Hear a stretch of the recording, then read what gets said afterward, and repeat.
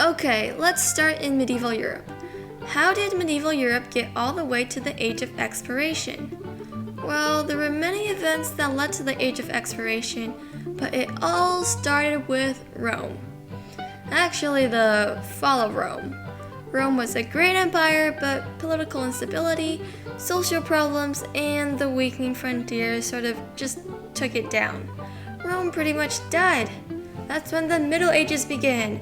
After all that chaos, people developed a system called feudalism. Feudalism established order in the country. Well then, what is feudalism? Pretty much, a lord pays a knight to gain loyalty. With this loyalty, he can ask the knight to guard a kingdom. As years passed by, feudalism began to decline.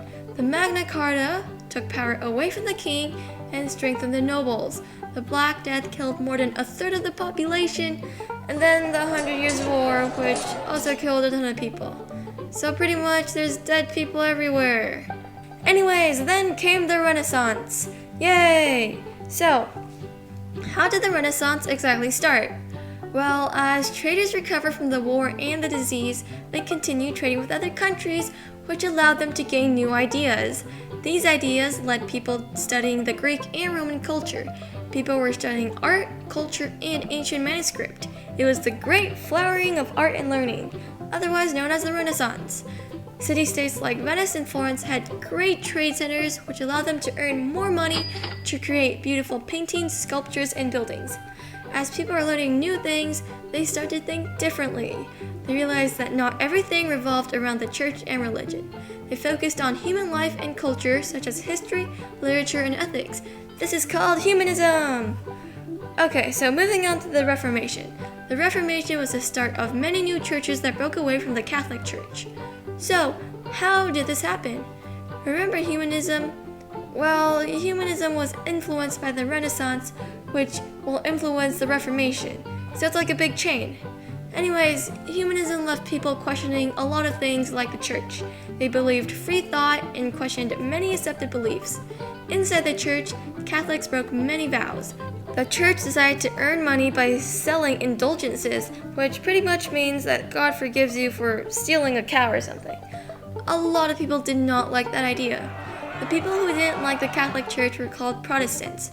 Martin Luther was one that stood against the Catholic Church. Wait, no, not that Martin Luther. The other one? Yeah.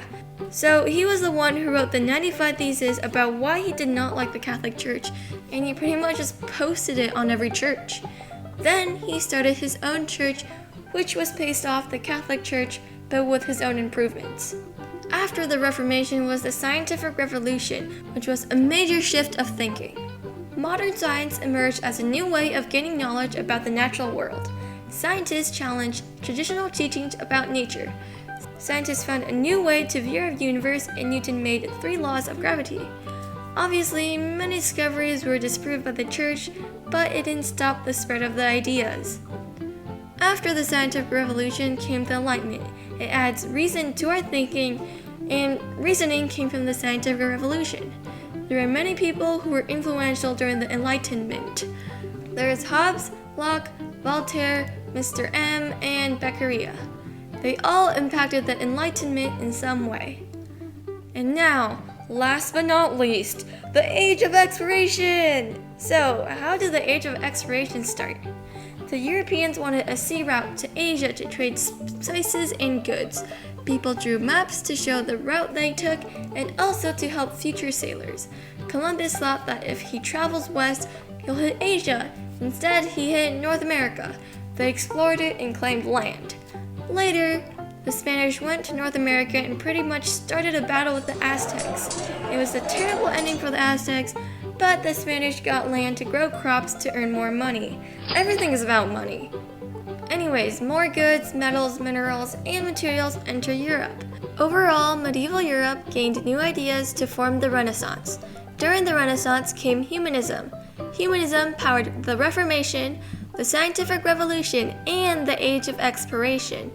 Then the Scientific Revolution powered the Enlightenment because reasoning, came from the Scientific Revolution. So pretty much everything is just a big chain.